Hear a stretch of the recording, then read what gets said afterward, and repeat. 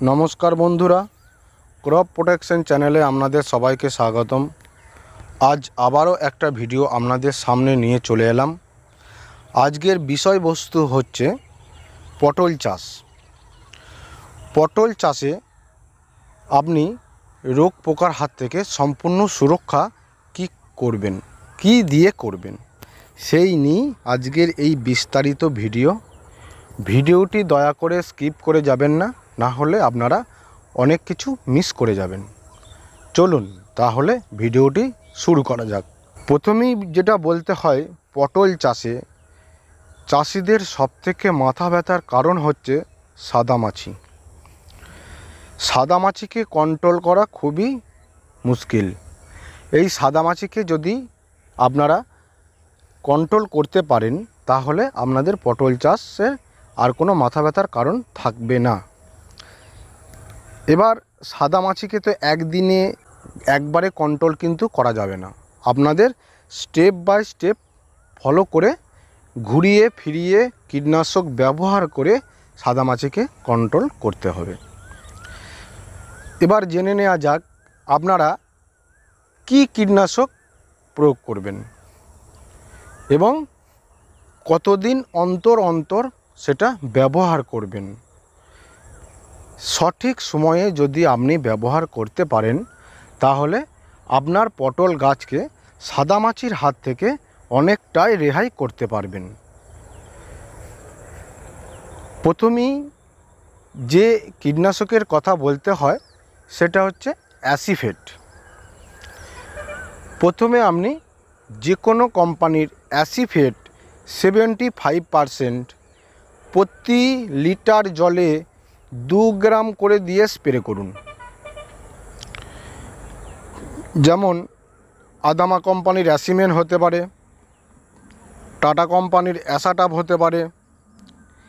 এই গ্রুপের ওষুধগুলো আপনারা প্রতি লিটার জলে 2 গ্রাম দিয়ে স্প্রে করুন।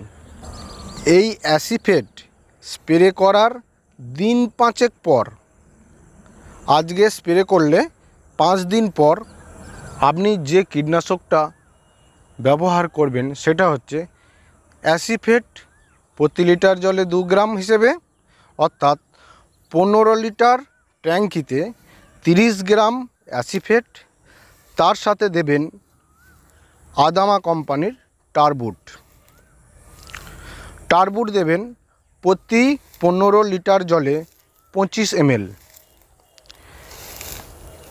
আপনাদের হাতের কাছে যদি টারবুট না থাকে তাহলে আপনারা ব্যবহার করতে পারেন ডাইনোটিফিউরন, যে কোনো কোম্পানির, যেমন পিআইয়ের ওসিন।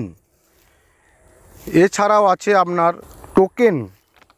এই গ্রুপের ওষুধগুলো অ্যাসিফেটের সঙ্গে পাঞ্চ করে বা মিশ্রিত করে স্প্রে করুন। তাহলে আমি কি বললাম, প্রথম স্প্রে হচ্ছে শুধু অ্যাসিফেট 15 লিটার জলে 30 গ্রাম দিয়ে স্প্রে করুন। ঠিক 5 দিন পর অ্যাসিফেটের সঙ্গে নয় টোকেন, না হলে টারবুট, আর না হলে ওসিন, তিনটের মধ্যে একটা অ্যাসিফেটের সঙ্গে মিশিয়ে স্প্রে করুন। এটা স্প্রে করার আবার দিন 5 পর যেটা দেবেন অ্যাসিফেট কিন্তু সব সময় আপনি সাথে রাখবেন। এর 5 দিন পর, দ্বিতীয় স্প্রে করার 5 দিন পর যে কীটনাশকটা ব্যবহার করবেন সেটা হচ্ছে অ্যাসিফেট 15 লিটার জলে 30 গ্রাম, তার সাথে দেবেন আদামা কোম্পানির টাকাপ প্রতি 15 লিটার জলে 10 ml। টাকাপ যদি আপনার হাতের কাছে না থাকে তাহলে আপনি ব্যবহার করতে পারেন আপনার কটিভা কোম্পানির ডেলিগেট। যদি আপনার হাতের কাছে না থাকে তাহলে আপনি ব্যবহার করতে পারেন টাটা র্যালিস কোম্পানির সামিট। ডেলিগেট সামিট একই ওষুধ, এটা দেবেন প্রতি 15 লিটার জলে 20 ml। এই ছিল সাদামাছি নিয়ে আমার কীটনাশক। একবার রিভাইজ করে দিই আপনাদের। প্রথম করবেন শুধু অ্যাসিফেট 15 লিটার জলে 30 গ্রাম দিয়ে, ঠিক 5 দিন পর দেবেন অ্যাসিফেটের সঙ্গে ডাইনিডিফিউরান অর্থাৎ টোকেন, ওসিন এই গ্রুপের ওষুধগুলো আপনারা অ্যাসিফেটের সঙ্গে পাঞ্চ করে স্প্রে করবেন। তার ঠিক 5 দিন কি 7 দিন পরে দেবেন অ্যাসিফেটের সঙ্গে ডেলিগেট কিংবা টাটা র্যালিস কোম্পানির সামিট। এই দুটো যদি আপনাদের হাতের কাছে না থাকে তাহলে আপনারা ব্যবহার করতে পারেন আদামা কোম্পানির ট্রাসিডও দেবেন প্রতি 15 লিটার জলে 15 ml অর্থাৎ প্রতি লিটার জলে 1 ml করে দিয়ে। এইভাবে যদি আপনারা ঘুরিয়ে ফিরিয়ে কীটনাশক দিয়ে স্প্রে করতে পারেন তাহলে আপনারা আপনাদের পটল গাছকে সাদামাছির হাত থেকে অনেকটাই রক্ষা করতে পারবেন।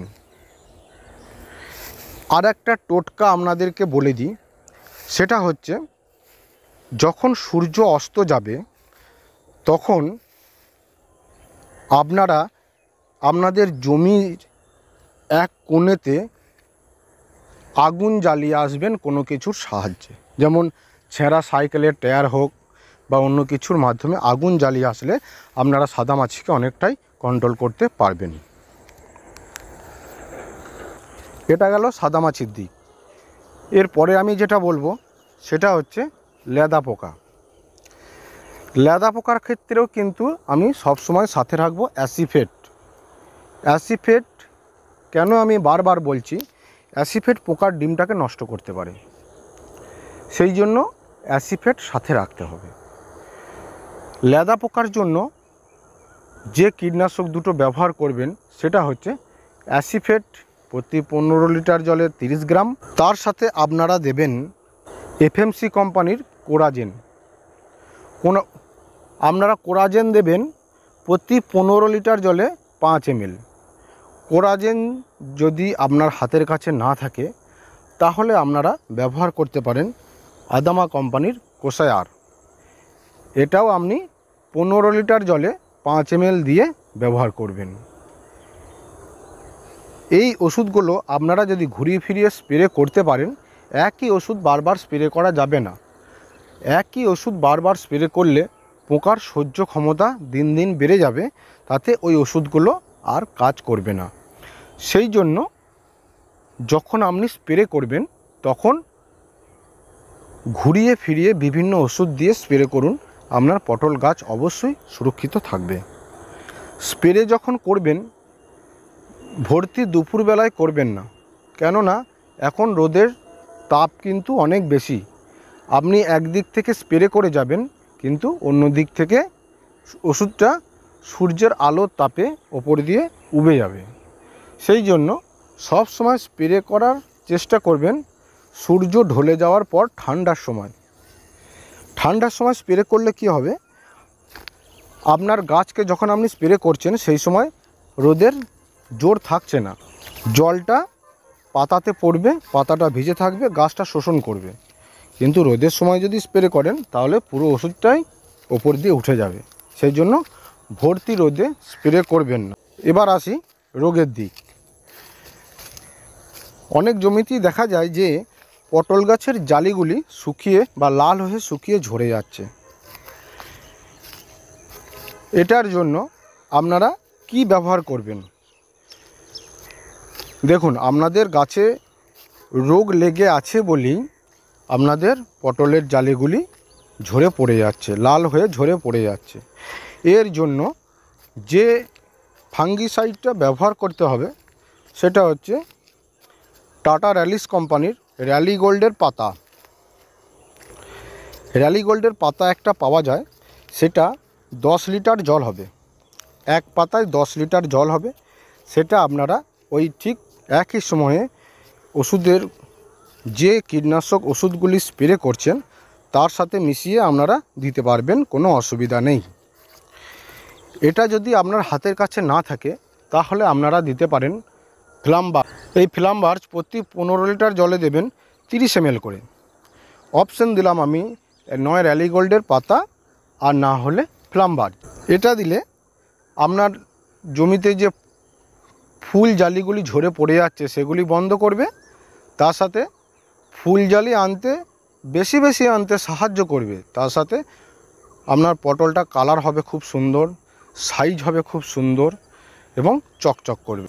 আমি যে ফাঙ্গিসাইড এবং ইনসেকটিসাইড ওষুধগুলির নাম বললাম, সেই ওষুধগুলি আপনারা ঘুরিয়ে ফিরিয়ে স্প্রে করুন। সব সময় একই ওষুধ স্প্রে করবেন না। একই ওষুধ স্প্রে করলে আমি আবারও বলছি, পোকাদের সহ্য ক্ষমতা বেড়ে যাওয়ার জন্য আপনার গাছে আর কোনো ওষুধ কাজ করবে না। উল্টোপাল্টা ওষুধ ব্যবহার করবেন না, বুঝে শুনে তারপরে ওষুধ ব্যবহার করবেন ঠিক ঠান্ডার সময়। এই ছিল আজকের আমার এই ভিডিও। আপনাদের যদি কিছু জানার থাকে তাহলে আমাকে কমেন্ট বক্সে কমেন্ট করে জানাতে পারেন। নমস্কার বন্ধুরা।